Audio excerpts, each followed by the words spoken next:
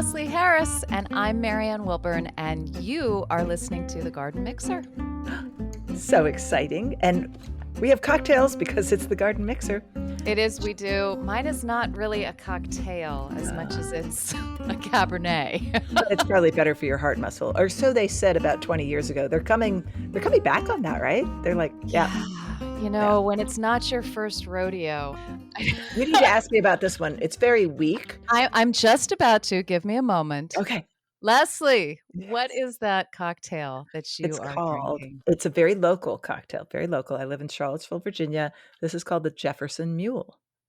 Oh, okay. So explain mules to me because I don't understand mules. I've never had one. No, I mean, I understand what a mule is, but the drink, the mule, the copper glass, the frosted outside, what's that all about? And how does Jefferson enter into it? So I do have those copper things, but I just thought for visual appeal and to show how virtuous I am that I barely put any bourbon in this. A Moscow Mule is in those beautiful copper things that we have, and I guess it gets all frosty, lots of ice. And you do lime juice or lime and vodka, and you do ginger beer. And I love ginger beer because I love a good dark and stormy. I drink it a lot. We always have it in the cupboard. A Jefferson Mule is with bourbon because we are in bourbon country here in Virginia. I don't think Jefferson drank bourbon, but it just sounds sort of central, Piedmonty. Okay. I think that's what's happening there. So it's the same thing. I don't waste any good bourbon on it. I just put in the Virginia Gentleman because that's good enough. Cheers. They made good bourbon. Okay, the gentleman did. So I'm realizing why I never had a mule is because I really don't like ginger beer. I try over and over again. I love ginger ale, which is like Not much of a the difference. wimps. I know. No, it is. It's a big difference. It is the wimps version of ginger beer. It Okay. hardly has any ginger taste. It's just a little bit changed. My mother would love the ginger beer, and she would say she would prefer the ginger beer because it's heartier and stronger. And I would say the ginger ale is sort of where it's at. That's what I like in a mojito. That's what I like I like it straight. So every time I do ginger beer, and I had a stormy something or other, a stormy cocktail.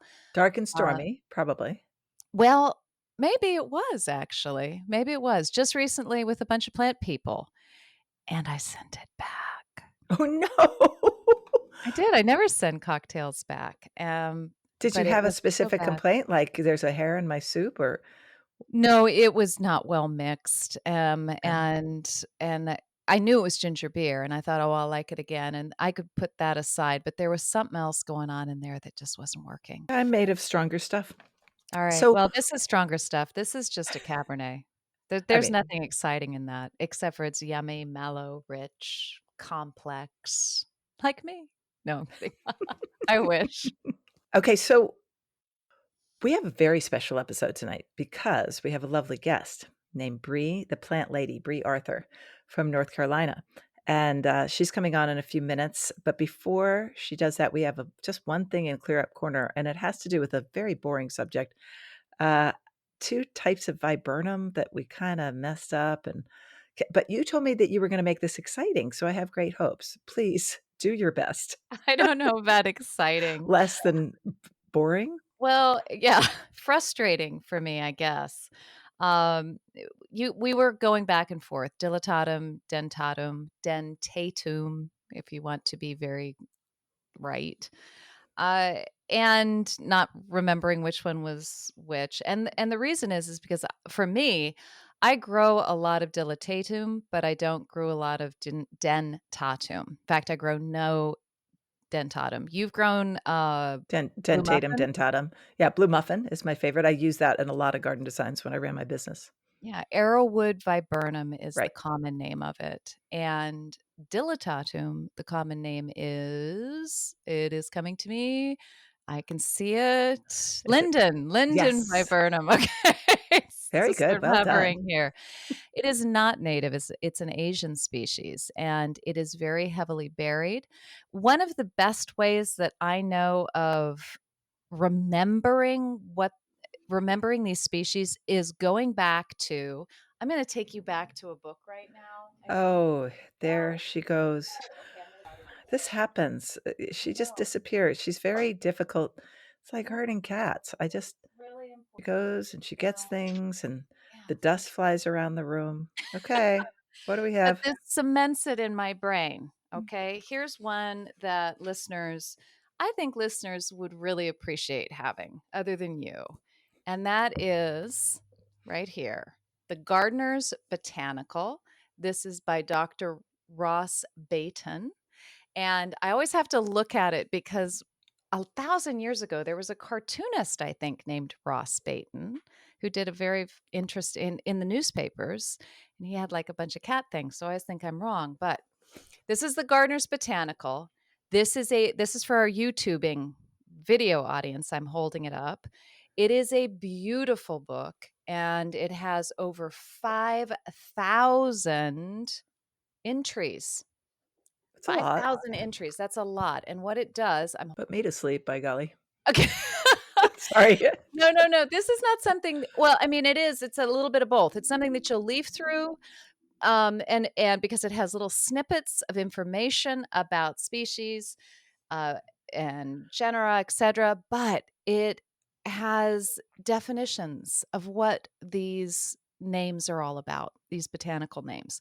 So I can go and I can look up dilatatum, which actually I think they give you, and they'll give you one of the, oh Lord, didn't you have Latin? Weren't you in at a private boarding school or something No, a well, 1,000 years not ago? boarding. Ah, ha, ha, ha, ha. Yeah. I went to a little mountain high school. They didn't. I was lucky that I got to have French, much less Latin. So is it generatives, or is it I don't know what it I is. took Spanish. Okay. God. So you didn't even bother to take the Latin that they offered you. Do you know what I would have done with Latin? Do you know how much I would have loved to have taken Latin? Was not Sorry. to be, sadly. So I can go in and I can look up dilatatum, and here we are, getting close. I have to remember, I was really poorly educated. I can't remember to use the guide words. Oh, there aren't any. Never mind. How about the alphabet? Are you good on that? Pretty good on that. It was a very small school. Um, and I can find dilatatus, and actually it gives me the pronunciation, which is dilatatus, Oh, and so it no tells long me A, not dilate. dilatatus, Ta but dentatum, we can look that up and we'll have a look. Dilatatus, and it says spread out, as in Dryopteris dilatata.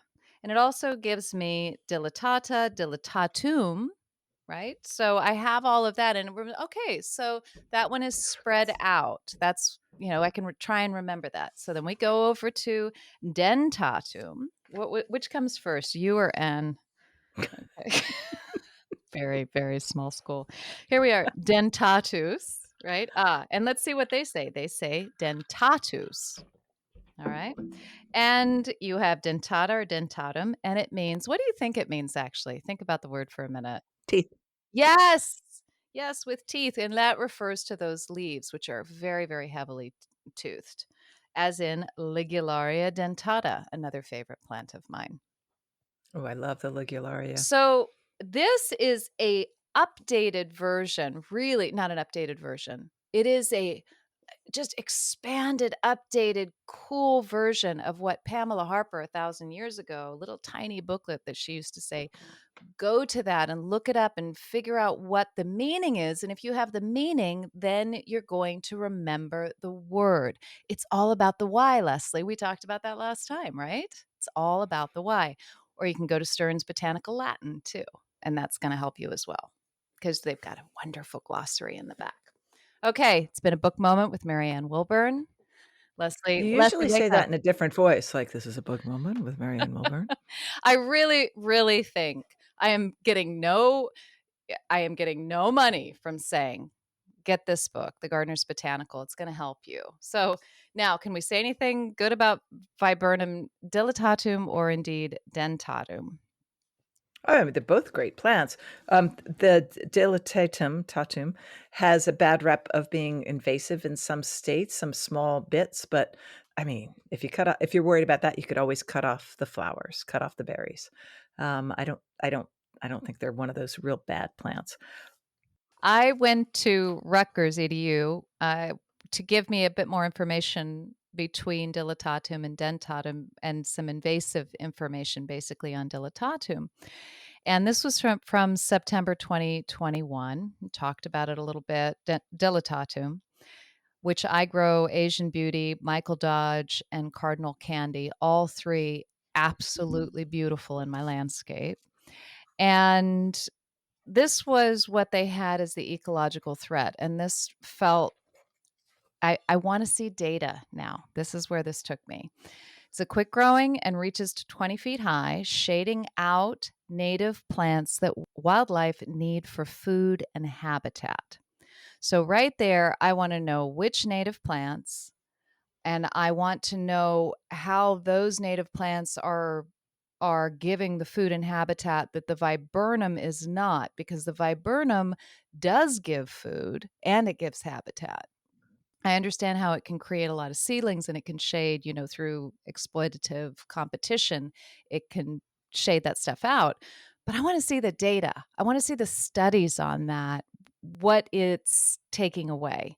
So it says also that deer assist in the spread as, and I quote, they do not eat this invasive shrub and prefer native plants. So there's two things wrong with that sentence. Okay, first off, they do. I'd like to swear here right now. I can't though, can I? It'd be great if you didn't. Just imagine I just went off on an expletive charged rant in between in my sentence. Oh, they do. They very much do eat viburnum dilatatum. They eat it, they love it, they have fun with it, they fondle it, and yes, it is very much eaten. So that is untrue. And the birds love to eat that fruit, all of that beautiful red fruit. Most of my Asian beauty seeds, or my Asian beauty is gone, and cardinal candy is gone pretty soon. Now, if they prefer native plants, with the white deer population that we have currently, then that's not so good for native plants. Okay. So wouldn't it be better that they're chewing on the viburnum dilatatum? Yeah, you would think. So there are inconsistencies here that, quite frankly, folks, I'm tired of ignoring in the name of we must say what we must say. Okay. So there we go. Leslie, neither, how do we put a caveat on this? This is 100% Marianne right now. I'm going rogue. But fair. You have gone rogue, but I see your points, and I encourage you to take another sip of that beautiful cab and, I think just that's a good idea. try to breathe. Wait, I'm not done yet. I'm not Oh done god. Oh god, here we because go. there's more. The removal method, it talks about, digging it up as one can do in a massive woods like mine. I have 10 acres here because I have nothing better to do. But then glyphosate is recommended, and foliar applications are also effective. Now, Leslie, you're a gardener. If you use foliar applications of glyphosate on something, how likely is it that you are also going to be hitting a lot of other plants in a foliar application of Very a likely. large shrub? You're going to be doing a Dana Milbanks. I actually still need to write that article where he's puts a drone overhead and sprays glyphosate all over a this is a Washington Post writer. And this was an article back in September, or no, not September, the summer last year, about controlling all of these invasives. And he puts a drone in the air and filled with How could you glyphosate. possibly Yes. be And it you can't sprays him with glyphosate. He says this in the article, in which I was going, yeah, serves you freaking right, dude. So um, sorry, I'm now definitely rogue. Leslie has nothing to do with this whatsoever. It's all me. It's all me. But fair, but fair. I am totally okay with taking glyphosate and painting that on a cut stump. I think that's one of the most effective ways to deal with ailanthus in your landscape if you're dealing with, or difficult invasive shrubs. Elaeagnus subulata, the what is it? Not Russian olive, autumn olive. Autumn olive. But okay, Rutgers is going to say a foliar application of on a large 8 to 10 foot shrub of glyphosate. What else are you going to hit with that? So anyway, they're just inconsistencies. I'm holding it up to the camera now, folks. If you're on YouTube, you'd see that. There are inconsistencies in here that are bothering me, and I'm tired of not saying that they're bothering me. I say that, but I actually talk about inconsistencies a lot on Garden Rant. So I was going to say that we've brought the rant onto the mixer. We're I ranting. We're mixing up the ranting. did. She's got things to say. And if you are a new listener and you don't know about Garden Rant, it is a wonderful garden blog where people like Marianne and other fabulous gardeners lose their temper about things like this. And I can understand it because it's vexing. It doesn't make a lot of sense. I don't like all of the pejorative words in these things as well that sort of that not pejorative. Yeah, pejorative and inflammatory words that amp it up. That's what bothers me. Just be very clinical about this. Let's look at the data and hopefully the data are there so that you can say to me, look, we did 3 studies and it showed that the wildlife value of viburnum dilatatum, indeed, in the landscape is nil. There's nothing. I can't believe that that's true. Our planet is changing, and we all understand this because we're all gardeners, and we're seeing differences in our climates from 10 years ago, 20 years ago. So our species are competing and they are adapting. And we are sitting back and going, no, don't adapt like that. No, not like that. No, put your hands back in your lap, cross your legs. Ladies don't behave that way. Okay, now I am done. Are we finished? Have I destroyed my reputation? Again, Leslie was not responsible for any of the content of the last 5 minutes. Which may or may not be edited out. Now it's time to come clean. So Marianne and I are doing this podcast, but I started this podcast 4 years ago now, and I loved it. I did it by myself, but I began to grow weary and I wanted to have fun. So I asked Marianne to do it with me. She had been a frequent flyer back when it was called Into the Garden with Leslie.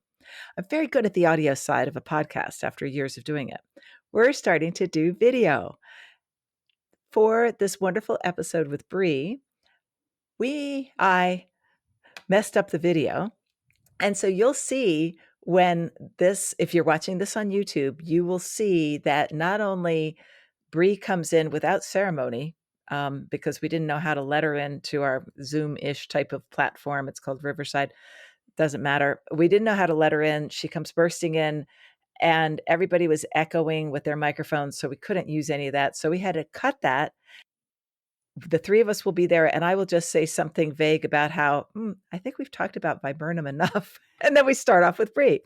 But we were discussing viburnum so much worse than we just discussed them. And actually, we didn't talk about invasiveness. We weren't really sure. And that threw me back at my books and the interweb to see what they had to say. So I'm glad. I'm actually glad that happened. What doesn't destroy me makes me stronger.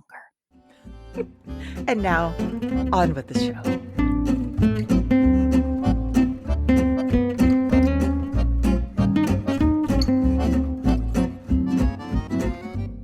I feel like we've talked enough about viburnum. Let's move on. We've shown just how little we know about viburnum. How short our attention spans are. So honestly, one of the first things I knew about viburnum, so I'm a gardener, I know lots of perennials. I'm walking around with a landscaper and he's been in the business and I've recently been a Spanish teacher. And I said, what kind of shrub is that? And he said, I think it's a viburnum. And I said, oh. And he said, well, that's what you say when you don't know. I'm like, oh, that's what that kind of shrub is. This is good. Okay. Validation. Well, there's like 175 species of viburnum. And most people think that it's a hydrangea that's in full flower in March, when viburnum macrocephalum's flowering. So, if you just say, no, it's viburnum, it kind of solves the problem for a lot of people. Yeah, we're good to go here.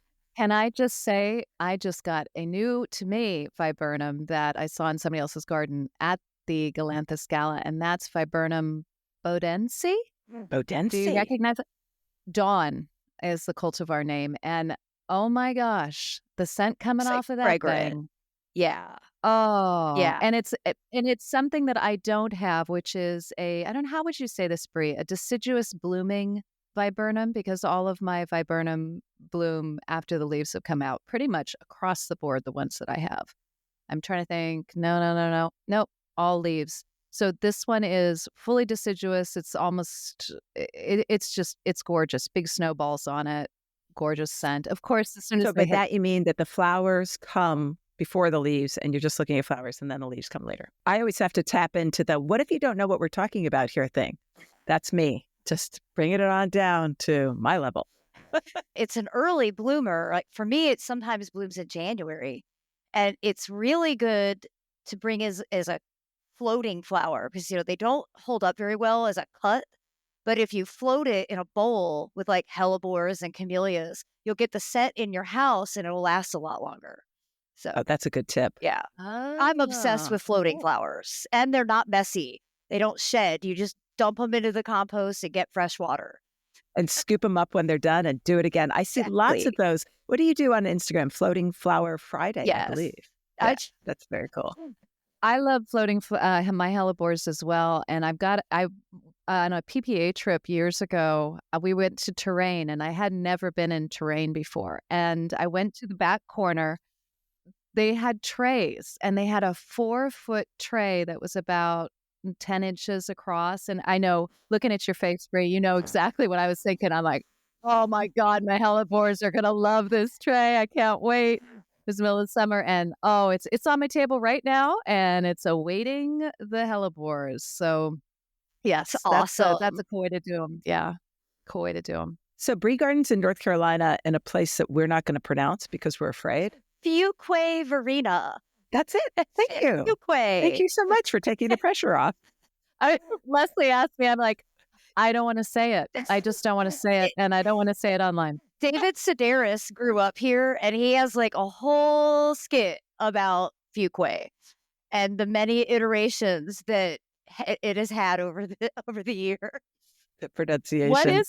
What is the etymology of the word? So Fuquay is the last name of a French general from the Revolutionary War. Pretty logical.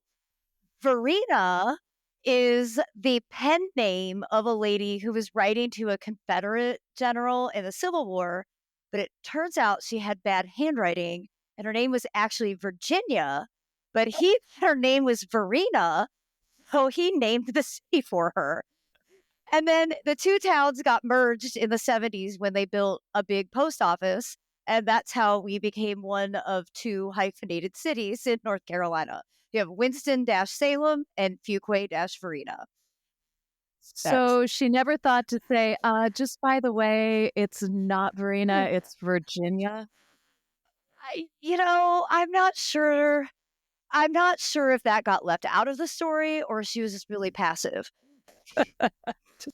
I had to correct somebody on how to spell my name today because it mattered for something. And I was just like, I hate doing that. I hate correcting people on how to spell my name because it sounds so just narcissistic. No, that's Marianne with an I. Don't I hate to do that.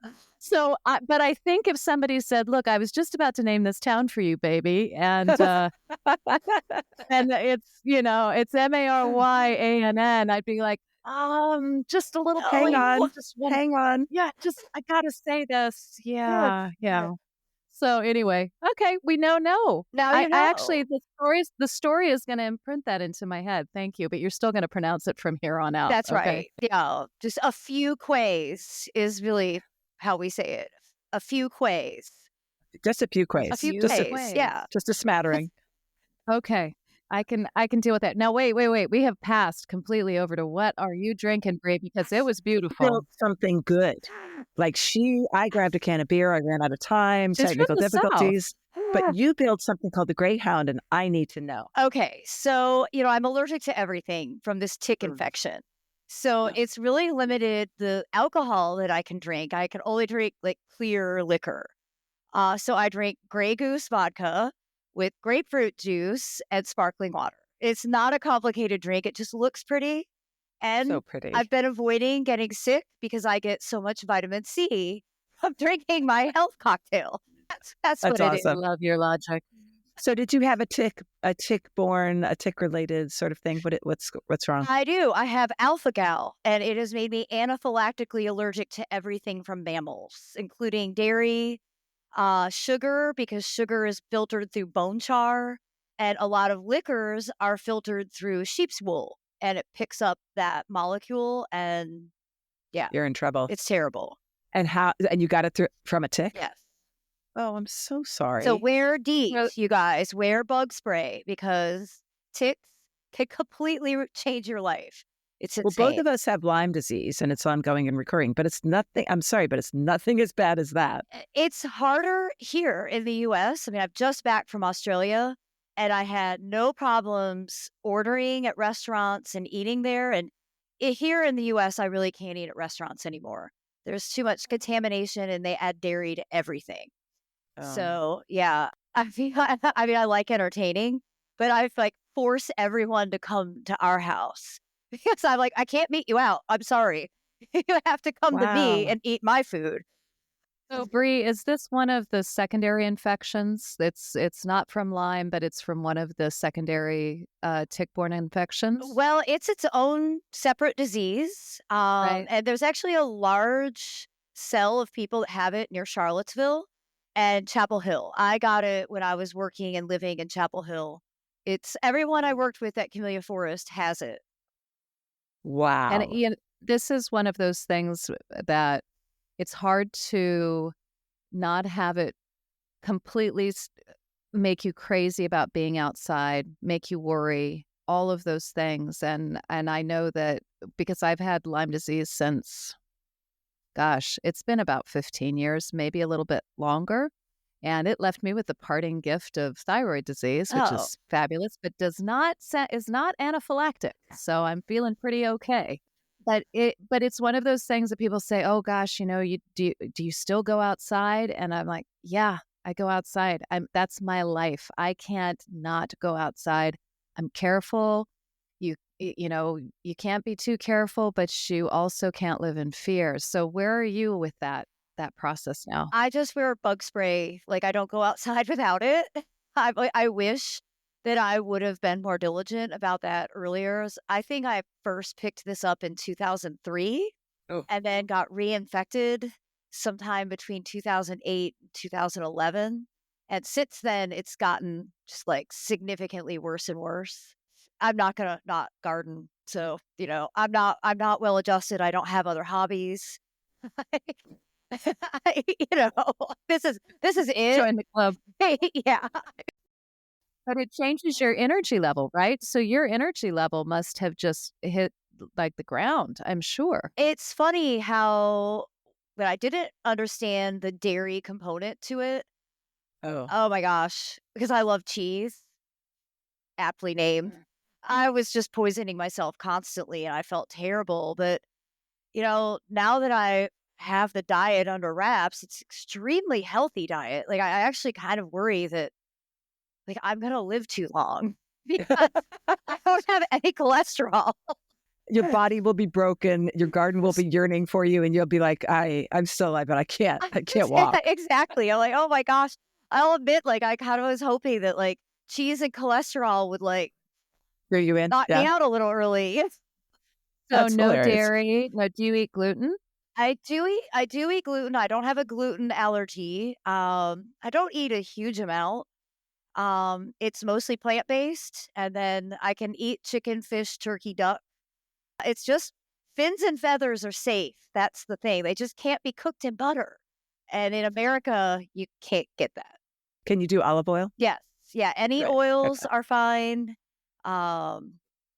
No vegetable problems, no fruit problems. That's good. It is very healthy. It is very healthy. No, but no sulfates. So like no red wine, no beer.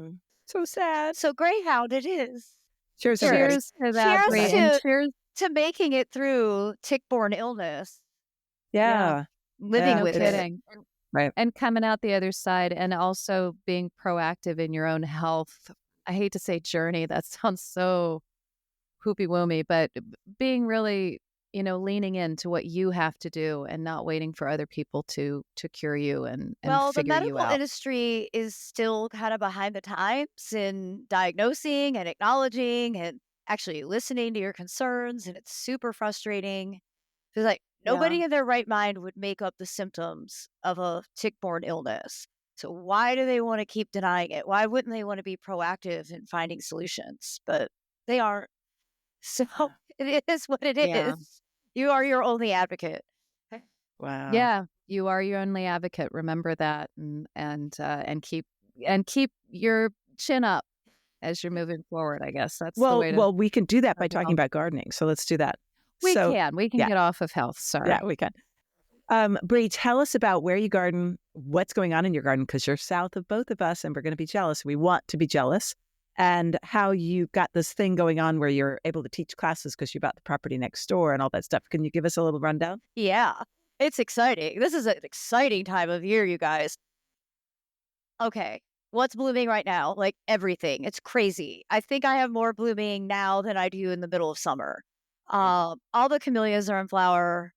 All the fragrant Laniceras, Daphne, all the Edgeworthia. Oh my God, I'm an Edgeworthia addict. So Oh, I love I that. have like Ugh. 8, and they're Oh. just in full bodacious, honey scented bloom. Let's see, the Prunus momes have just finished, but all the cherries are starting to bloom in succession. So Okames are starting, and Autumnalis rosea, and then probably by next week, Yoshinos will start to poke out. Like, there's no stopping it now. It doesn't matter if we get cold again; they'll just get burnt. I love this time of year. I'm from Michigan originally, so having this is like so much better. All the poppies and larkspur and cottage garden seeds that I'm like super obsessed with, all of that stuff is really taking hold, and it's my big Sounds like a real strategy. different country than where we live. It is. I mean, I'm a warm zone 8A, probably realistically more zone 8B, just because I garden on all sand. I'm an eighth of a mile to the clay line. And sand has its challenges, but it's also warmer. Like it retains Oh, it more warms up heat. faster. Yeah. So yeah, I've been here 15 years, so I've gotten really used to gardening on sand. I don't want to ever have to use a shovel again. That's awesome. But yeah, we bought the house next door in the midst of the pandemic. Took a long time to renovate because, shortage of supplies. Ran it as an Airbnb, which was shocking. No one could figure out why people were coming to Fuquay. It was always occupied. It was amazing. I was like, oh my gosh, okay, this is the greatest business model. And then in December, because we built this big greenhouse in the backyard of the property that was the Airbnb, because that backyard was completely empty. Whereas the other house is all garden. There's no room to build a big greenhouse. We decided I needed to swap houses, turn the old house into the Airbnb. So we just finished renovations on that. And it just started getting rented last weekend. So I actually put my Brie the cleaning lady cap on today and cleaned it in preparation of the next people. That's great. And yeah, the greenhouse is awesome because it's not really for growing plants. It's more of a like covered outdoor entertainment space with a big farm table in the middle. And there's certainly room to grow plants in, but it wasn't designed for the purpose of keeping plants in it year round. It's more because my superpower is to plan an event and then get 6 inches of rain that falls during the time that I have the event planned. Got to be good at something. I'm really good. I used to say like California should hire me to plant a tomato tasting, and I could have broken their drought like 10 years ago. So the greenhouse is working out great. We did 7 classes this like January, early February before my travel schedule picked up. And we're going to start back up in June. And my helper is Aiden, who Aiden, the young the man young around boy the corner. who lived next door that's been gardening with Oh, me since he was 6. He's 18 wow. now. He's going to Oh my study gosh. horticulture in college. And he's Oh my like gosh. helping lead these horticulture classes. It's so awesome. It's Wow. so cool. Yeah. That is very, very cool. Wow, I don't even know what to say about that because I mean, I remember following those posts and seeing those cute kids and they're in your book and oh my goodness, they're 18. I know. Just spring, just Absolutely spring. not aged at all. And yet we have that. somehow they're adults now. Not quite sure how that works. Yeah. Funky. Wow. More Scotch tape. Well, Yes. congratulations, because even if you're moving next door, that gets your attention. And then you disappeared to Australia for a month. My goodness. Oh, well, and I'm going back. I'm apparently a sucker for punishment for really long flights. I'm going back to Tasmania and then New Zealand for the International Plant Production Society's tour. So I'll be gone mid-April to mid-May, and I get Wow. back on May 16th. You guys can appreciate this. And then I'm on a garden tour on May 17th and 18th. Aiden, are you on auto speed You are dial? actually joking, I'm Brie. not. You are telling me you are I am joking. not. But the poppies will be blooming and nobody will care about anything else. So that's why I was like really poppy heavy this year because I'm like, I can count on poppies, larkspur, nigella, bachelor buttons just to kind of like fill in all the open space and dazzle everybody. And it doesn't take a lot of effort. And I don't have to be Perfect. home to micromanage it.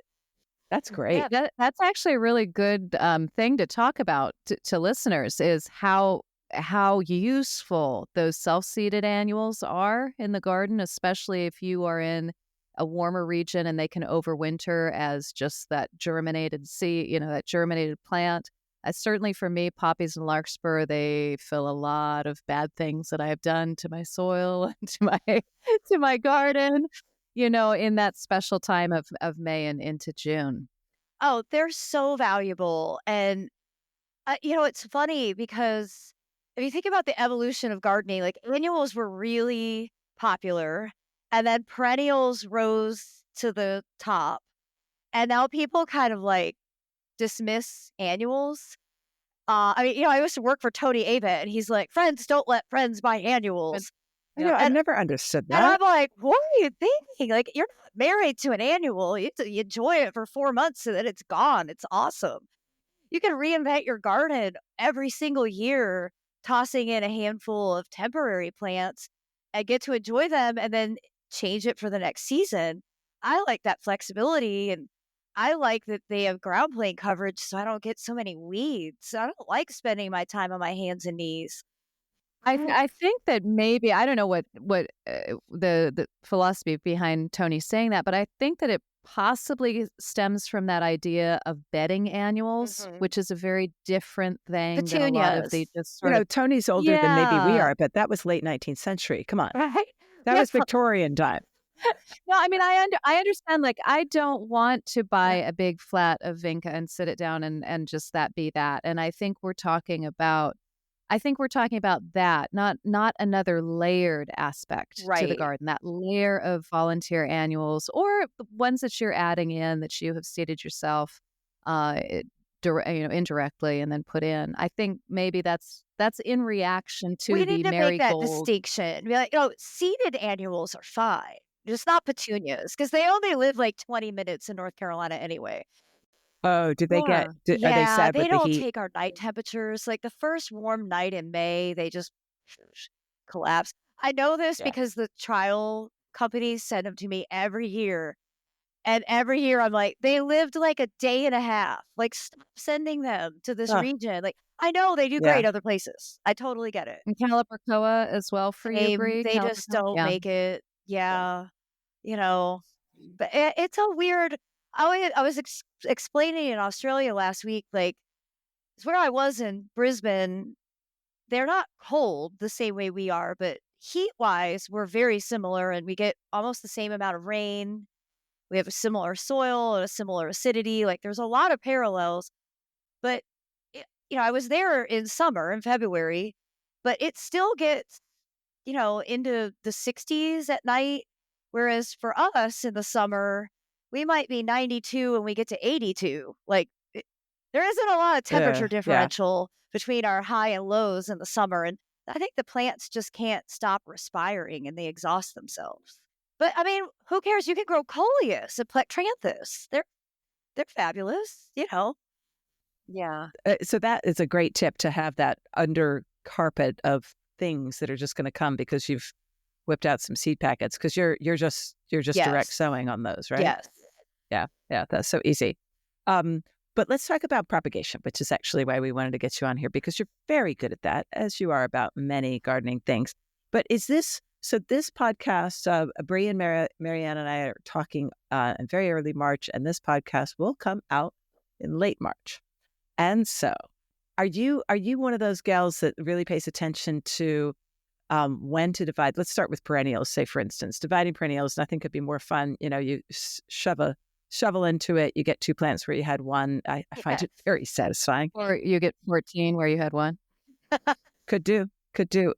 I never much paid attention to books or sources saying, well, this one's better in spring and this one's better in fall, because for me, this one's better when it's about to rain and I don't have to water it in. This one's better when I want to shove it, into a new place where I need it to be there. But talk about dividing perennials and in March, and what's your plan? Well, so I'm with you. First of all, the task gets done when I'm ready to do it, period. Like I garden on my own terms. And frankly, half those books are written for somewhere that's cold anyway. So it doesn't matter to me. I grew up in zone 5, so I can decipher that information and realize it doesn't translate to the Southeast. It's funny. I don't do a lot of dividing because I'm lazy. So I'm like, oh, that requires a shovel. If I want to propagate something, I'll usually like root a piece and then just plant this tiny rooted thing. But I guess to some degree, I do a lot of my dividing or moving stuff around. Yeah, the day before we're getting rain. And I will do that sometimes in the fall as well, just because the winters are easier for the plants to get established, and the summers lately, especially the last 2 or 3 years, have been so hot and so dry. And I'm not guaranteed that if I move it in March, it'll be established well enough by June to take the reality of my sand. Again, keeping my sand wet in the summer is like a whole different bag of worms. And I don't have an irrigation system because I was going to ask that. I'm sorry to hear the answer. January 3rd, 2011, I said when I was first building the Blue House garden, I don't need an irrigation system. I like to drag hoses, which is the stupidest thing that a human being could ever possibly say. And I've regretted it every day since. And then when I was building the White House gardens, getting started, it was in the midst of like the crazy boom, as the pandemic was still ongoing. I couldn't get a landscape contractor to come out and do a small enough irrigation job to give me irrigation in the new garden before I started getting it built. And so I'm right back in the same situation. So neither yard, 2 acres total, no irrigation at all, just strategically placed hoses. And I'm probably strategically planting for that situation too. You're probably not going to be putting faded flowers, the fading flowers, so to speak, in there. No. And like the new garden is all native, which is a whole new world for me. I specialized in Asian native trees and shrubs, specifically broadleaf evergreens. Like I laugh, I could walk in a forest in China and identify everything. And I walk into my own woodland swamp, I don't know what I'm looking at. It's ridiculous. As you're saying about dividing, I'm realizing I've planted a beast of a native perennial garden that probably this year I'm going to have to start dividing out of because they're going to overwhelm each other. I'm going to have to start managing it. So I need to get a philosophy for this. The brutes. I'm sure they'll be fine. They're natives, so they'll be totally well behaved. Oh, right. Yeah. Because well behaved. Perfect. No problem there. It's so funny. I'm really having to like change my mindset because I'm very used to plants that kind of don't sucker and run. And that's not the habit of most North American native plants. Like they Mhm. have So in our house, stolons and rhizomes, and they are very capable of moving around. And I'm like, how did this happen?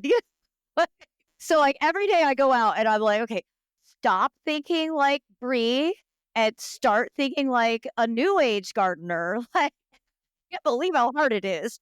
I keep reading Kelly Norris's books. Like, new naturalism is going to set in at some point. I've just planted a large perennial bed that's a mix of natives and non-natives. I'd say it's probably more natives than non-natives. But Leslie said to me, "Do you not know what shrubs are?" And I said, "No, no. This is the experiment here. Is I have a mix of shrubs and perennials. I want to see how I can take care of a 15 by 30 perennial bed and if that's even doable, because you're right, so much running, so much seeding. We are suggesting this to people as garden writers, in different places, like, oh, do this, you won't have the maintenance of your lawn. And I'm going, oh, you got a different maintenance, baby. I have to say, lawn is not the hardest thing to manage. You sit on a mower and you drink a beer.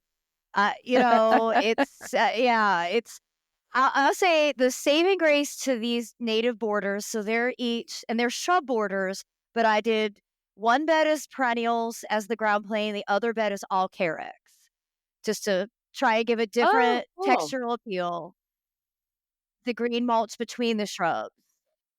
Now there, yeah, and like there's a lot of viburnum dentatum, but we're transitioning.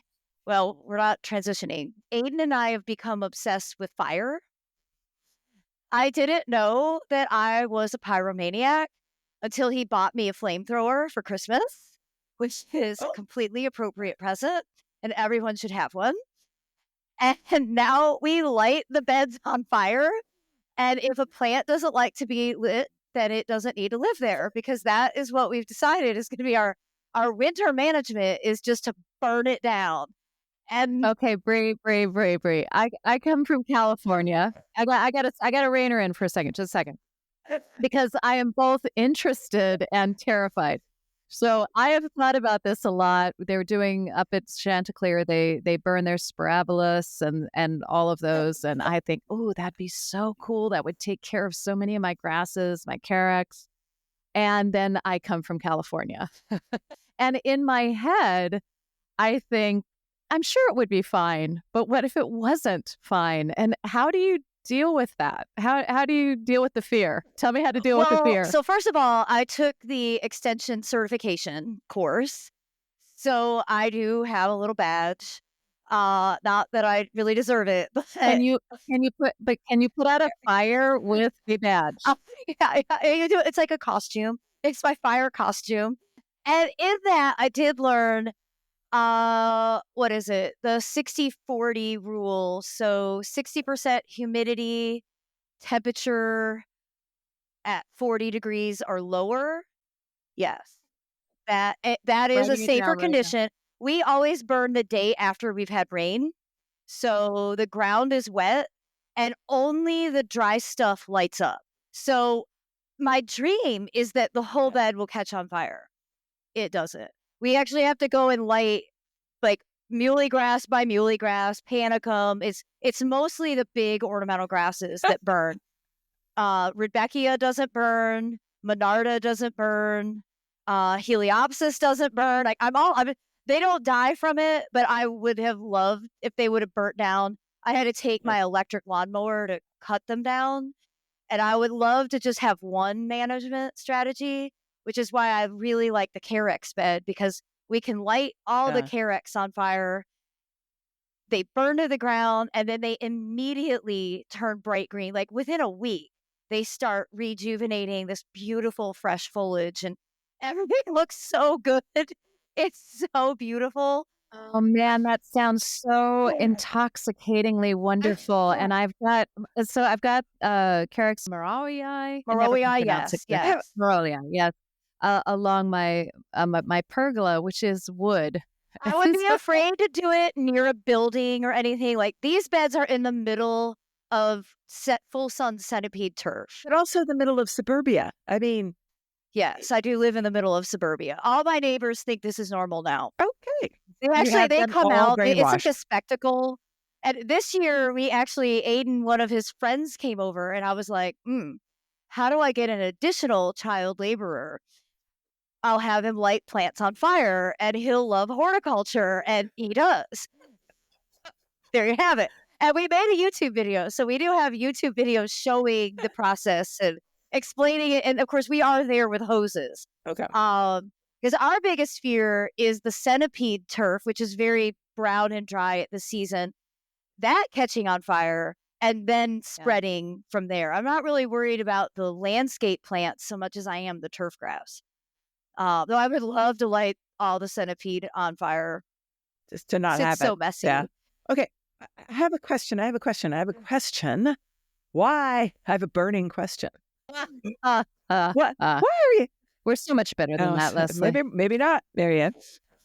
Why are you doing this? Is it better for the soil? Is it better for your back? Does it make the plant better than if you just grabbed it and, clip with some stuff? And do you know why, if it is better? It is better specifically for the native ornamental grasses, muley grass in particular, which we have, 80 planted in these borders. I love that plant. But mostly white cloud because that holds its integrity better than the pink muley for us. It will die out in the center from all the thatch when you cut it back year after year. But by burning it, it removes all the thatch and it gives way for this incredible amount of new growth to emerge. So the vigor of the plants is way higher because these are plants that naturally evolved to be burnt. And like I learned this originally from the North Carolina Botanic Garden, which is an all natives conservation garden. And they have a space that gets burnt every year, longleaf pine bed, which we've gone ahead and installed longleaf pines as the predominant evergreen feature, because that is a plant that's, of course, from here, nearly went extinct. And if it doesn't get burnt, it won't grow out of juvenility. It won't mature unless the top gets burned. So it's a really, I've decided any new native beds that I do are going to be exclusively for burn culture. And I'm leaving the Midwest prairie flowering stuff because that isn't necessarily what would be native here. At my sandy kind of almost Sandhills region, I need to be looking more local than Midwest, Mid-Atlantic, because that isn't really my climate. Like, if anything, I need to be looking at Panhandle of Florida and Texas, because we're getting hotter, not colder. We're getting drier. It's getting less and less predictable. And so these species that are from warmer places that are specific to areas that would burn from like a lightning strike and then kind of rejuvenate as a result of that biochar that's being added to the soil, I'm not fertilizing at all anymore. Oh, wow. And you've That's made awesome. So it is this is a problem with two hosts. I mean, I'm trying to get rid of her, Brie, but she just won't leave. And she does a lot of the editing, so it's awkward. But in any case, I can edit all the way out, girl. I wanted to say you've just made a really good point that listeners who are sort of new to gardening really need to be aware of is just because it's native North American does not mean it is native for your region, native for your state. You could be as far away from that as you are from Canada or from Mexico or from Europe, for that matter. Yes. 3,000 miles away, that's how far California is. So you do need to be aware of that when you're looking at stuff and look towards regional natives if you're really into native gardening. And nothing is native about a neighborhood.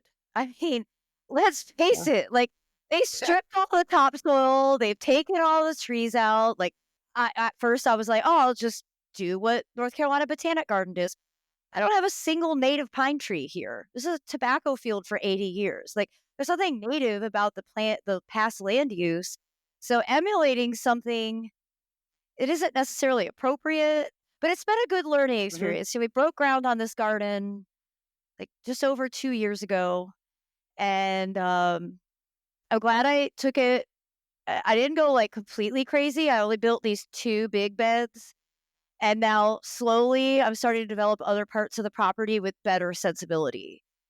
Because initially I was like, I'll just order one tray of everything that North Creek and New Moon and Hoffman Nurseries has. And that is exactly what I did.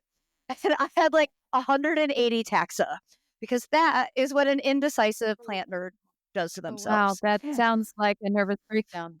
Oh, yeah. I was like, I don't want to make any decisions. So I'll just have some of everything.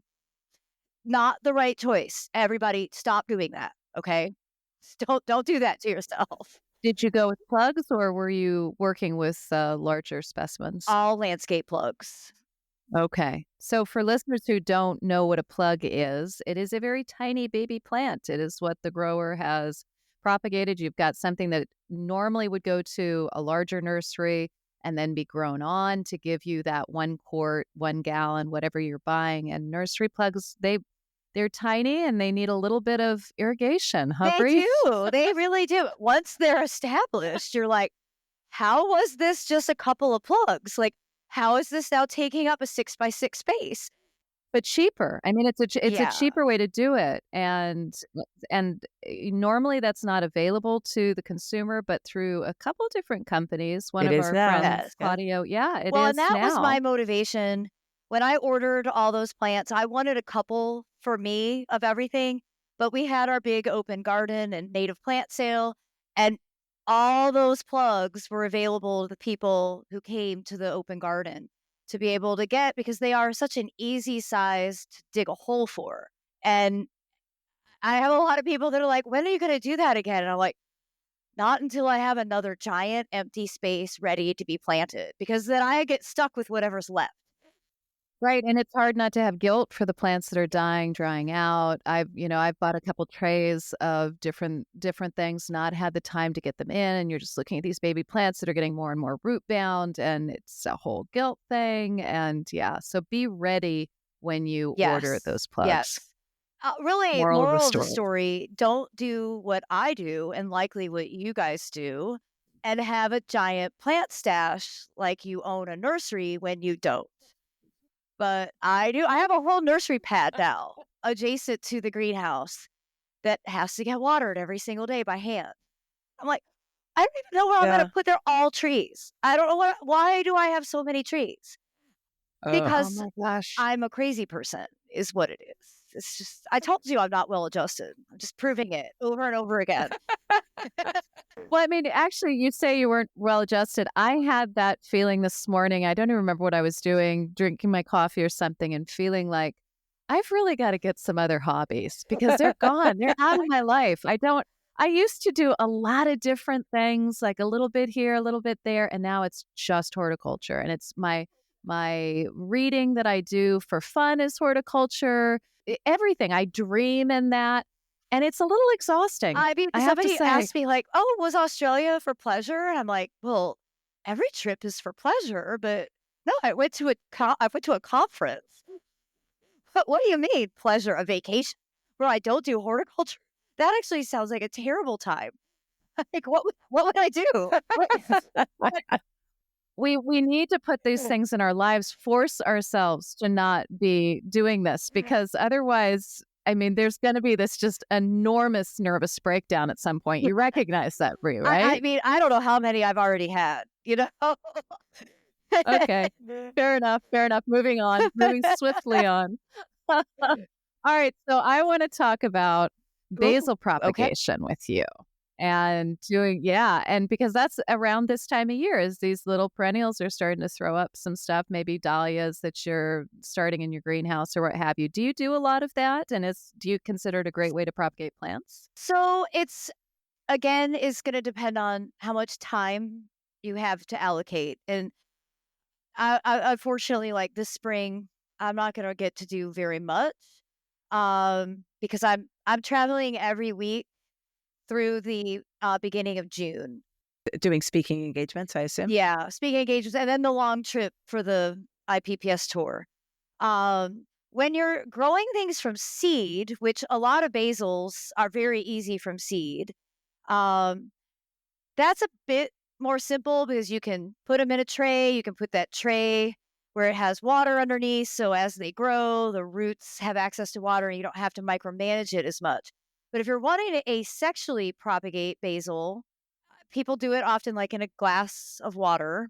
I don't really recommend that method because the roots that grow are hydroponic roots. They're not necessarily the best adjusted for then going into soil. So the plant kind of has Oh, they're to, not well they have to adjusted kind either? of, they're not well adjusted either. Exactly. They have to kind of re-toughen up and kind of almost regenerate a different root system when you transplant from water into soil, which is why you'll often see plants that you transplant that way that's completely collapse, right? They wilt really dramatically, and until they get reestablished, they don't really perk up. So if you're asexually propagating, which is like what 15 years of my career was solely focused on that, like cloning plants, you need to pay attention every single day. Like you need to be home. That's the bottom line. Yeah. Whether you have a mist system, like which I have, I don't think a normal person would necessarily want such a thing, but it is a great thing to have. Or if you're doming, if you're doming a tray or you're doming a pot, basically making a humidity chamber, you have to really balance temperature and humidity to allow the plant to continuously respire, not get overheated, not get too wet, because if you're sticking a cutting in wet soil, it'll rot. So there's a lot of trickiness, particularly from a home gardener perspective, on sticking cuttings, say, compared to how we would do it in the nursery trade. We did a whole episode on this. My first episode ever of Growing a Greener World was called How to Make More Plants, because that's what I do. And I always like, when you're propagator, nothing's sacred because you can reproduce it. So you actually become kind of a plant zombie because you're like, it doesn't matter if it dies, I'll just make a new one. But in that episode, we kind of go through it in a lot of detail, especially with visual aids of like how you would build a mist system or how you would do a temporary setup for spring propagation. And then it's easier when it's not super hot. It's easier when it's not super cold. So yeah, coming into March, certainly April and into May, before temperatures get really hot in May, you can do some, say, especially softwood, things that are really tender would root well. It's different with shrubs, with trees and shrubs. It's a bit more complicated, and you get into having to score the cuttings and use different hormones and really kind of key into a mist system. But for softwood things like basil or coleus, dahlias, you'll probably have like a maybe more than a 50% success rate, right? I realized that I was not pronouncing that correctly, and I was saying I mean BASAL, not BASIL, because it would be very hard. It would be really hard to take basil cuttings right now. You would have to have a hell of a basil plant for the fall. Yeah, I was completely And mystified when you talked about this before we hit record. I'm like, okay, so her basil, so why are kept you it so obsessed alive, with basil? and she's got she's got one of those supermarket plants, and she really wants to capitalize on that investment. Okay, well, Oh, it's because this is something that I have not played with at all, and I know that sometimes I know that a lot of nurseries do this, and I wanted So to talk. basil, Yes. basil, which is same, I think it is the same pronunciation.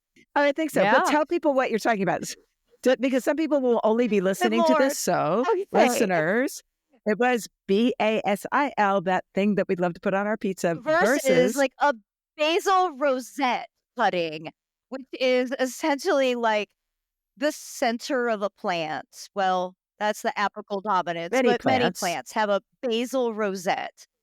You can slice and dice that. It's like you dig it up, bare root it, and with a knife, you can just cut pieces off and stick it in well-draining media. Again, not anything that's going to be super waterlogged. I like ground-aged pine bark. You kind of can't mess up with ground-aged pine bark. You get mixed up with things. Sorry, say that again. Ground-aged pine bark, which is basically what your typical nursery mix is, especially for woody plants, but even for perennials. I avoid peat at all costs because I think it retains too much moisture and it causes root rot. And then it dries out too fast and it's really hard to get it re-watered. So like I've been peat free for more than a decade. I don't miss it at all. Um, Normal potting soils, I would say like Fox Farm is a good brand that you can buy at garden centers. And that's core based. So that's coconut core. And though it retains a lot of moisture, it has a lot of texture to it. So water flows through it faster than it does with peat moss. So if you're wanting to do basil rosette cuttings, you could do it in a pot, but I think you're usually better off doing stuff in like even like a 4-pack size, a smaller cell. That way you have less material that will be constantly wet.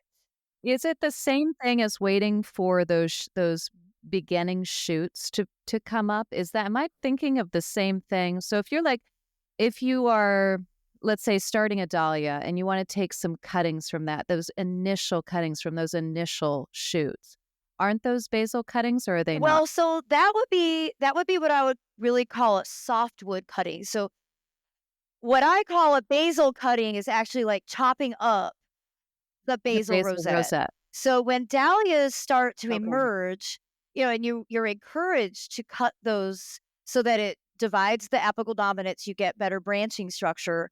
Those are going to be, really soft wood, very, very tender, super sensitive Very to tender. drying out, super sensitive to being too wet.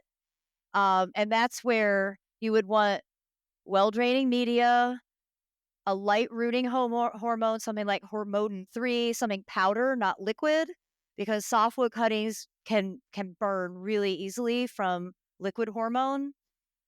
And then you would want to dome it and then spritz it, but also water the base soil so it doesn't dry out. Like anybody that said, and I tell you what, garden communications is infinitely more difficult because of TikTok, because there's so much bad information and it makes me want to kill everyone. And I'm not even on TikTok, so I don't even see So it. how do you find out about it though? Well, because people then ask me, they're like, "Oh, well, I saw this person on TikTok who said blah, blah, blah," and I'm like, "Well, that person is stupid, and you shouldn't take advice from them." And now you're making their bad advice my problem, which is super irritating. Because if you would have just taken my advice from the beginning, you would have done it right. Oh my God, I am losing patience for this stupid world. Can we talk about the dome for a moment just so say I'm a person who wants to I don't have a misting system. I'm not going to get one.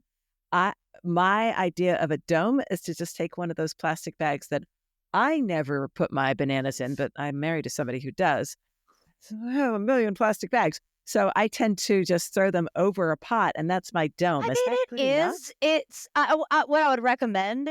And again, I come to this from like I want 50, so I do a whole tray. I don't root one plant because I'm a crazy person. They sell plastic domes that fit exactly on a tray, and they're Over. clear Okay. and they have vents on them, so you can get airflow, and you're still going to need to like deal with it on a daily basis, but I think they're better at trapping humidity than one of those thin plastic bags.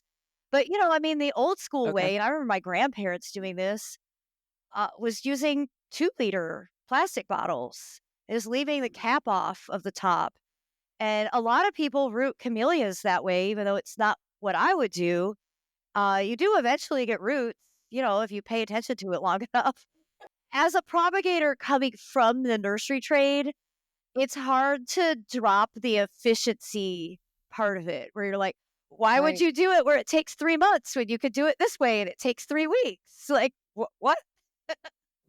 But I think that's something you're saying is very important for listeners to hear, and that is that daily basis thing. Because we all think, oh, hey, I can start all these seeds, I can propagate all these plants, I can do all of these things. And yes, you may have the skill to do that, but you have to babysit it every day, truly. Even if it's just a greenhouse that you have very little in, you've got to make sure that the temperature, and I'm really learning that this year because I have a heater for the first year in my greenhouse, just sort of playing with it.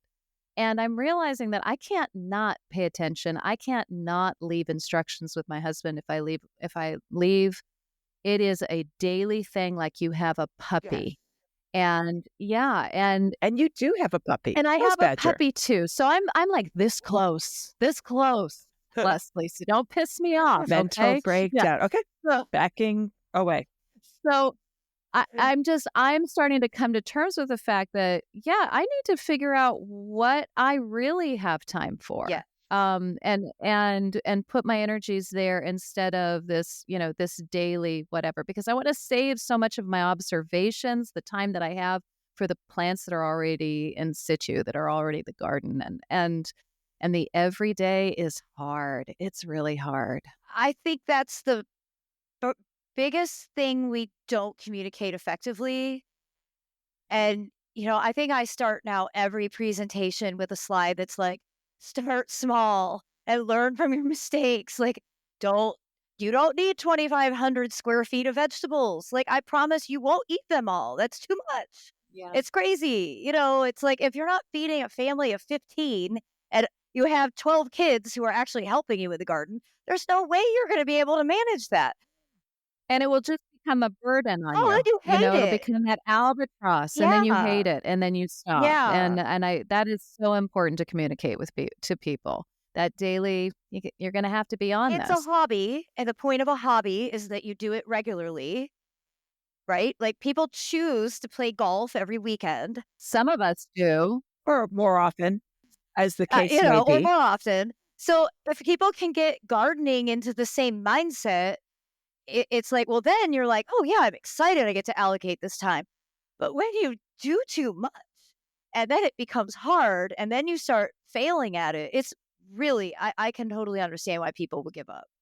And the other issue there too is the investment that you put in. Let's say you put this huge investment into whether it's propagation, seeds starting February, and you're going really good for a couple months, and then you have, or a month, and you have a power outage, and you have a frost come through the greenhouse, or you have to go away for a weekend and something happens. You have just taken that massive investment of time and energy and thought and love and soul and all of those things, and it's been erased in a second. And that's really, really hard. And it really is hard. And I've gone through that a couple times, just stuff inside or what have you. No, it's emotional abuse. Self-induced emotional abuse. Yeah. Yeah. So the point is not to not do this stuff, but like you said, to start very small Take it in and stride. recognize.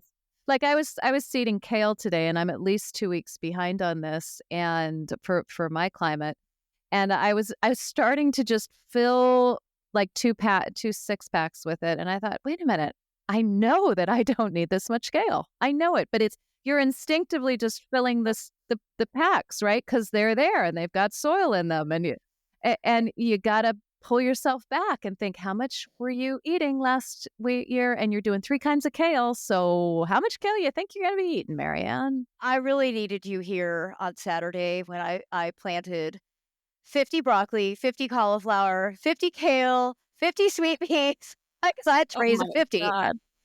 And I don't like Oh my mixing the God. trays because I'm obsessive Me neither. compulsive. Yep. Yeah.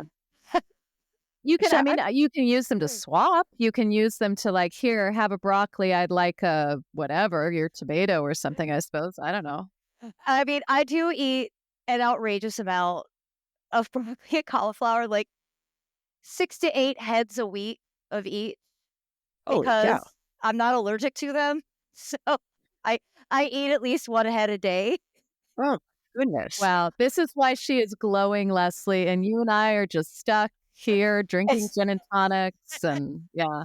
Yeah, I know. You notice that I've been not contributing to this conversation at all because I am so not what you guys are. And I think I might have been for a minute, but it's over now. And I'm happy. You're happy. See, she is has the well-adjusted one.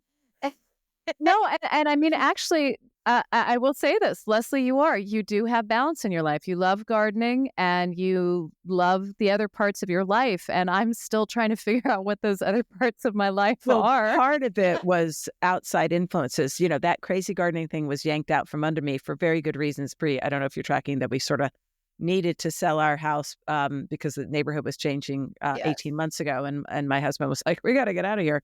And sure enough, he was absolutely right. There are going to be 6 condominiums across the street from my former garden. Oh my God, that's terrible. I know. And so anyway, that's me. But I'm like, I need other things now, and grandchildren help. And I highly recommend, although Marianne's just really rolling her eyes. And now we can all see it now that we're on YouTube. Go ahead, roll them away. I'm like, I believe in stealing the neighbor's children. So That's perfect. yeah. Yeah.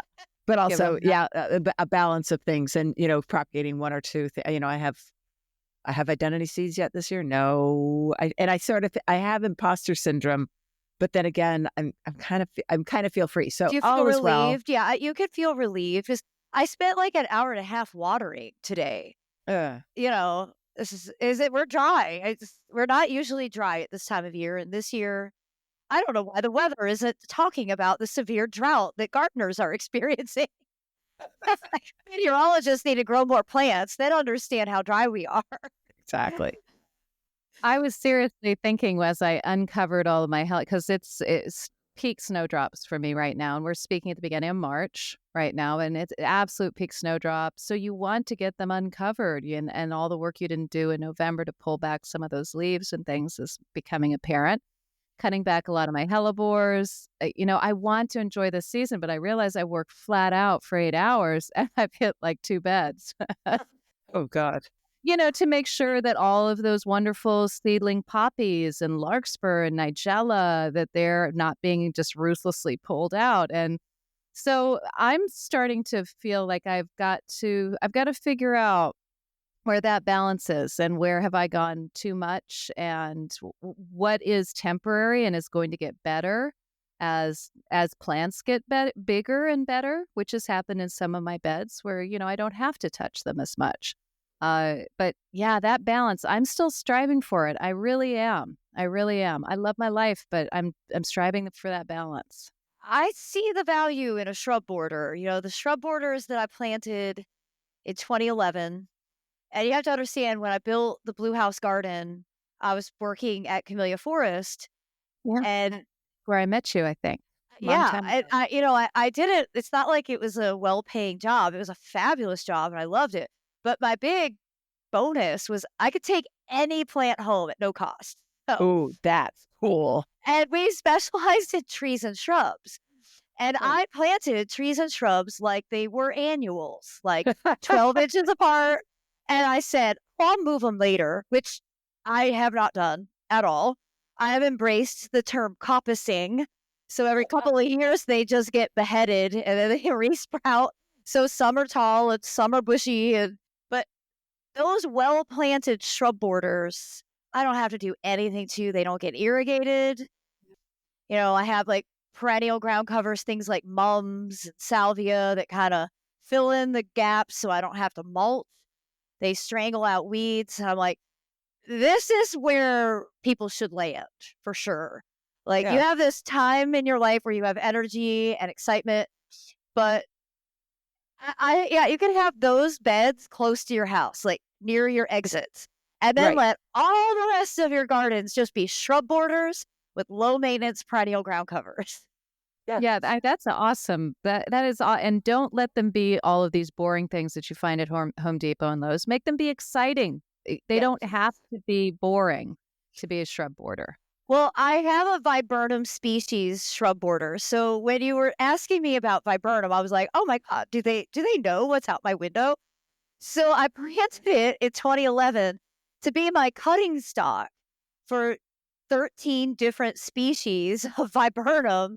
So I could get the cuttings from home and root them at the nursery because we didn't have a place to plant out the species there. And some of them are already in full flower. There's tons of flower buds. Oh, I bet they're beautiful. It's one of the most amazing things. And then like the two big shade trees of it, it's a live oak and a water oak. There's not a drop of water in this border in the summertime because those oak trees absorb everything. And those viburnums don't skip a beat. So I got another shout out to viburnum. If you're not growing viburnum, you're not living a complete life. This is true. And if you're looking for a book, I know Leslie is never looking for a book, but No, I if never you am. are looking for a book, then you've got to. Durr is the best on. I think. Wouldn't you say, Brie, on Definitely. viburnum? Michael Durr. And he'll be really happy that we're having this conversation because he just sent me a text message. And I'm going to write him back and be like, we were just talking about you on a podcast. So Wait, where is she? Where did she go? where did she go? She does this to me sometimes. Manual of Woody Landscape Plants. He did write a book just on viburnum. Here she comes. Oh, And nice. it is. I'm here. No, I wanted to make sure I got the title right. It's Durr's Hardy Trees and Shrubs. Okay. And this is really, you can see I use it a lot. well used. It's a Bible, and you should have it in your library if you're into book moments. Speaking of books, I want to just mention that Brie is the author of 2 books, and let's talk about them really quickly, just for people who don't know Brie as well as we do. And she's all about growing plants that remind you of ornamentals, but they're actually, and then she'll go and graze through her garden, like she's growing that ornamental grass, but oh no, wait, that's rice. Yeah, things like that. So, Foodscape Revolution. Tell us about that one. Well, the whole idea behind it started from me buying my first house in the subprime market. And when the economy collapsed and I was upside down in my mortgage, I was like, well, I need to start growing food. I can't afford groceries. And then I got into a scuffle with my homeowner association. And I reread Rosalind Creasy's book on edible landscaping and started applying those principles. I joined my HOA board because they didn't know anything about horticulture and they were putting out these dumb rules with no information. And pretty quickly realized like they weren't wrong, which was a terrible realization. Like it like crushed my 20-something soul. It was like, oh my God. What's an example of something that they weren't wrong on? People grow vegetables in a very messy way. Oh, period. Okay. They get really excited in April, and by July, they have given up, and they have planted basically what I call plant coffin, a raised bed. It's where plants go to die. Terminology. We can see this. Yeah. And good visualization. And it looks like hell. And the neighbors get mad. And all of a sudden, horticulture is a reason that your neighbors don't like you. And a big part of Roz's message was you don't need to have a segregated vegetable garden. Now you don't have room. There's not space in modern suburbs to have a vegetable garden and an ornamental area. Like, you don't have the square footage for that.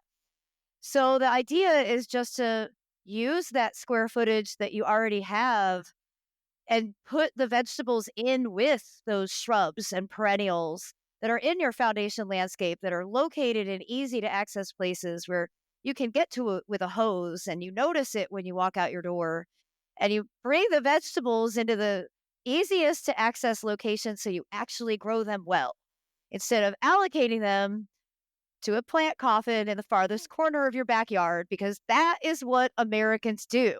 That is what I grew up doing. It is a really hard mindset to change. I can't believe that I've earned a living for 11 years preaching it, because this is such an easy concept, and yet it is an endless lesson to be able to demonstrate to people.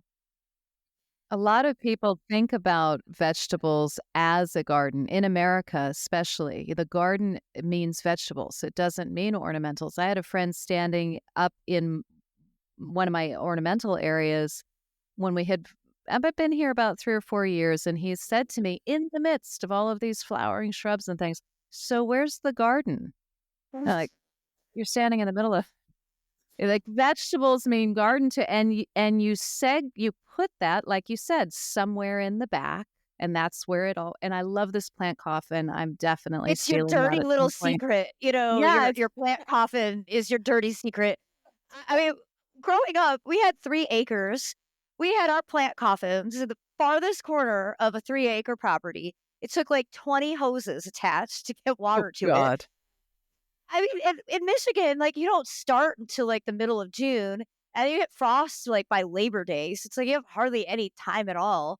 But you can imagine why I left literally the week after I graduated high school. I left Michigan and never went back. I understand. I have a good friend who's gone from California to Michigan, and Oh, she's resentful. that's culture shock in a bunch of different ways. Yeah. I mean, and Michigan is a beautiful state. It's not that it isn't. It's just that is a tough climate. That truly, I will say, Leslie, that is an extreme climate. Oh, I wasn't thinking about your thinking before that Virginia is extreme. That I never do popped think it into my is head. extreme, yes, but it's more This is the extreme. girl who grew up in California. I Yeah. mean, I was like, I'm not going to live in the Midwest with a horticulture degree and spend 6 months of my career coordinating snow removal because that's what you do. Like I want to live somewhere where I can grow plants. Like, goodness. So, I mean, I'm 23 years in North Carolina. That's awesome. Right, It's, right. and I used to think, oh, I would move further south, but the climate's catching up. I don't think I need to move Yeah, further south no, anymore. it's coming to find us up here. Yeah. All right, so it's I- foodscape revolution and growing food wherever you can grow food, and I just think that's so smart to grow. Just like when you all were talking about if you've done too much gardening so that you're feeling a little bit out of control. I love the idea of keeping the control where it will drive you crazy if you've lost control. So keeping the control out your front door on the way to your car down the driveway, but maybe some other bits can get feral. Yeah. And then the food thing is like, oh, I see those tomatoes are ready for dinner. I'm walking by I them will just anyway. harvest them. Yeah, it's so smart. Exactly. And, I really try to hone in on the practicality element. Like, if you don't like eating Swiss chard, don't plant it.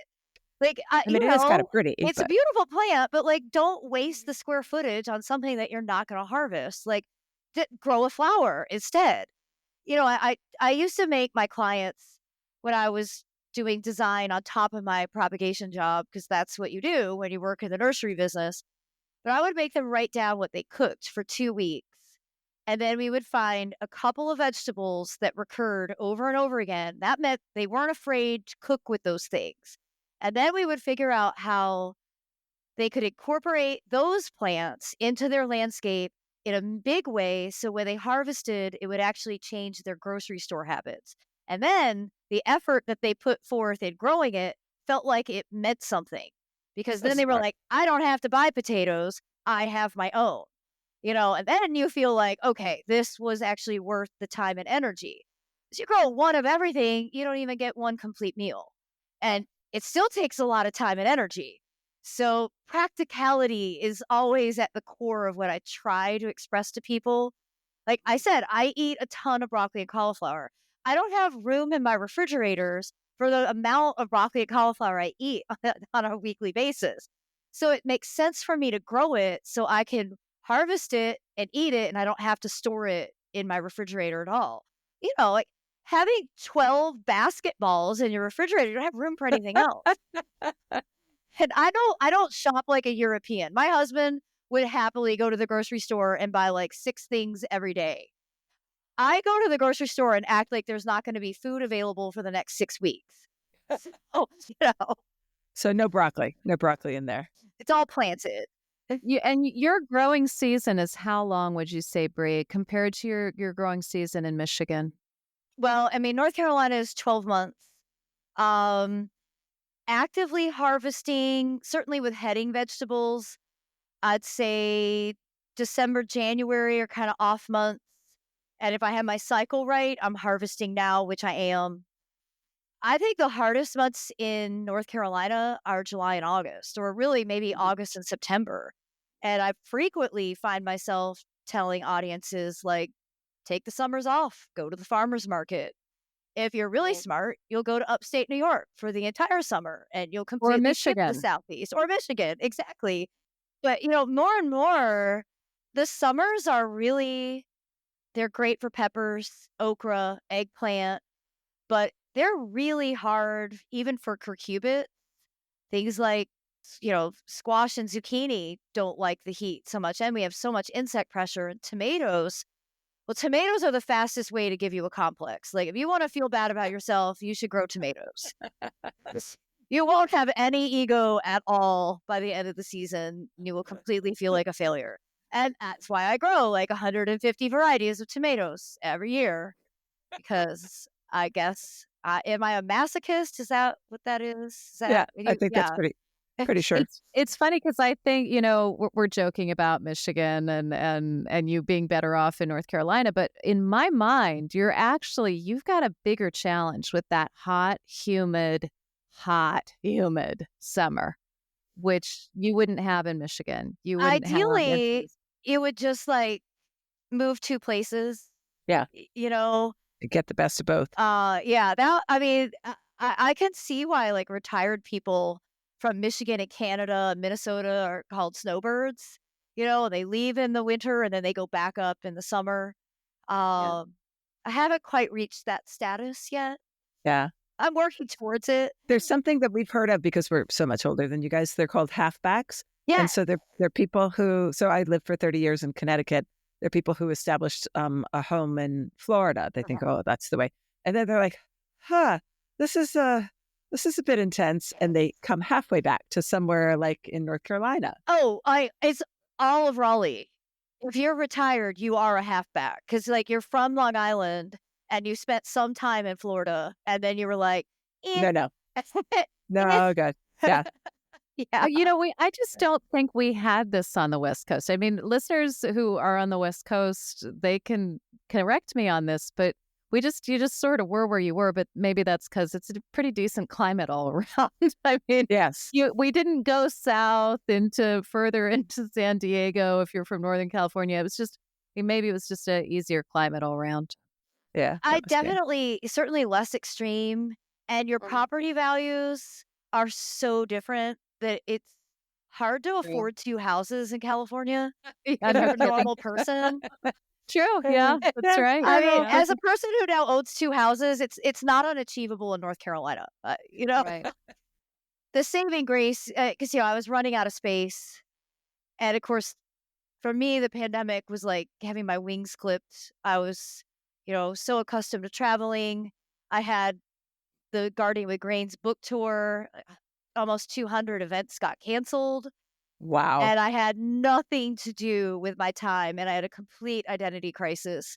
And so it was so advantageous to be able to throw my time and energy into renovating the house I'm in right now and then starting to build this garden because I didn't have anything better to do. I mean, it was that for me, the pandemic was like the worst possible scenario. I know it was great for the industry because a lot of people got excited about gardening, but for people like me who like interaction, it was the worst situation that I could have ever imagined. I don't want it to happen again. No, me neither. So stop spreading measles, people. And bird flu and whatever else. Oh my God. So top three edimentals for you. What would you say they are that you grow, that you love, that are edible and beautiful, and you would not be without? Fava beans, 1,000% fava beans. Oh my God, they're the most beautiful thing. You have to look them up. They look like Dalmatians. I know what they are, but I don't know how to grow them. I've never grown them before. Fava beans. They're a cool season, so spring, fall crop. You could get seeds now and plant them. They grow about 3 foot tall, and they have black and white flowers. I call them the Dalmatian plant. They are the cutest thing ever. And then, set these huge bean pods, and I love eating them, but I also boil the pod, and that is a thickening agent that's alpha gaussate. So, you can use it to like thicken a soup and can't use anything that thickens anything. It's annoying. So you boil the pod and then you add that liquid into a soup? Yeah, it's basically like aquafaba, that you can also get from like garbanzo beans, like the juice of garbanzo beans. Oh, and yeah. stuff. Yeah. And I mean, as a plus with the fava beans, you can always eat them with somebody's liver. Didn't Hector? Yeah. Didn't Hannibal Lecter? Pretty sure he did that. That's great. It's great that you remember that. Yeah. I do, because that's that's in my head. And they're also a nitrogen fixing legume. So they provide fertilizer for the next round of plants that you grow. So I like oddball edibles. I am completely addicted to sesame. Sesame looks like a foxglove that flowers all summer long. Oh, And you grow fun. black seeded sesame, which has pink flowers, and white seeded sesame, which is white flowers. They get like 7 to 8 foot tall, and then the entire stalk completely fills with seed pods, and you'll have hundreds of millions of sesame seeds that you can then toast and add. I mean, they're so awesome. Brie, where do you get the seeds? I got my seed originally from Monticello. Oh, And I was like, well, right where I am. I mean, what the heck? If Thomas Jefferson grew them, I should grow them too, That's awesome. But do they, so with those seeds, hundreds of millions of seeds, do they germinate easily and you're creating a little bit of a thuggish problem in the garden, or you just eat They've them all up? never been thuggish. I will say the birds like to steal the seeds. So if you're into birds, which is a nice thing, you can actually grow sesame for the purpose of feeding the birds because they will attack the seed pods and devour them. For me, they've never been excessively self-sowing, but they're really easy to pull out. So if they did, they wouldn't be a problem. They're not super rooty. And then let's see. I'm really addicted to the Treasure Island sweet potatoes. Yeah, I'm on board with you on that one. So they're, edible, ornamental, there's different colored foliage, there's different textures of foliage, but they set really delicious tubers that when you grow just the ornamental sweet potatoes, they produce tubers. They're just really fibrous and they don't really have any good flavor. These were bred at Louisiana State for the purpose of being like fitting into this category for home gardeners that want the pretty foliage. You can eat the foliage. It's really good in salads. You can add it to smoothies just raw. But the tubers are really good. They're long lasting. I mean, we still have a bowl that we harvested last fall before frost, left that we've been slowly eating on all winter. And I just think they're a really practical summer ground covers. They're really vigorous, so you're not going to want to put them in a spot where you don't want them to grow. But I also grow mine over cattle fence arches. So instead of being a ground cover, they grow up, and then the deer can't get to them because they're too tall. Because I have a Oh. huge deer issue, and they love sweet potatoes. So by growing them up strategically, the deer can only get to like 3 foot or 4 foot. Everything else is safe. Nice. Yeah, I love That's that so fun. series. I'm a big fan. It's hard to find sometimes though. Find people growing it, nurseries growing it. It's annoying. And I find that with a lot of the best genetics, if they don't get swept up into kind of like the proven winners line, you really have a hard time tracking it down. And even with proven winners, you're not guaranteed that you can find it reliably everywhere. There's still a plant distribution problem with new genetics, in my opinion. And y'all, I couldn't believe in Australia, they don't have any branded pots. Everything has been Yes. mandated by their box store that it's all plain black pots, super simple labels. So you can't tell whether it's an old fashioned plant or a new plant with improved genetic qualities. Like there's no distinction. And I was just so confused and did not Huh. expect that because we're so brand centric now in America. But this is a relatively new phenomenon in America. And we really like went full hog embracing it. Right. And it's still it's sort of in the middle ground right now in the UK where there's a little bit, but not like we have here. And honest to goodness, it's refreshing. It's refreshing to see that and see the before times. Well, yeah. I mean, the only branded plant I saw in my exploration, and I literally only visited nurseries the whole time I was there. No balance, Brie, no balance. I mean, I did go swimming in the ocean, and I went to Good, a few good. botanic gardens. But Endless Summer was the only brand I saw, and I texted Durr, and I'm like, "You're the only one. Your plant is the only Wow. one here that is not in a black pot." And it was really shocking to see. Huh.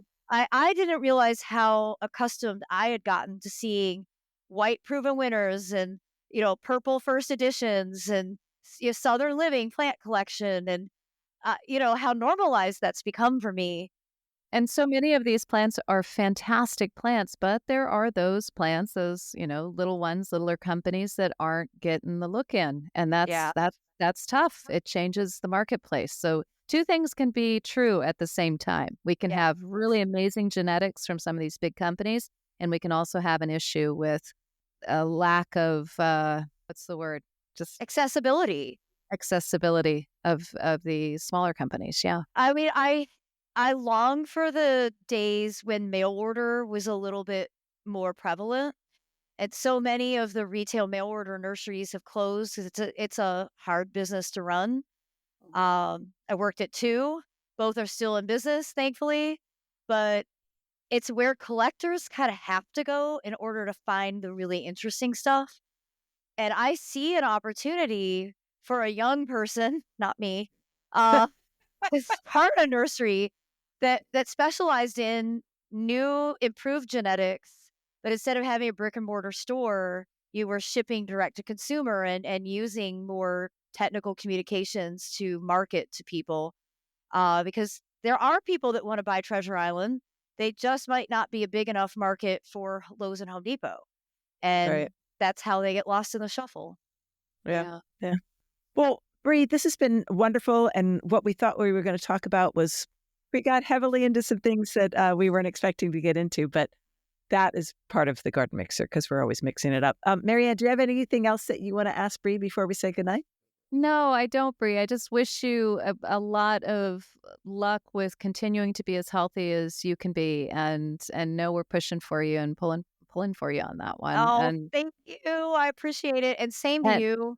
and honestly, Yeah. it is so cool to end up talking about something that you didn't think you were going to talk about. That's Yeah. what we want to do. I want to know who you are, Brie, rather than necessarily what you talk about in your books and all that sort of stuff. And I think we hit some of that today. So I'm we We had excited. an authentic did. conversation. It's refreshing.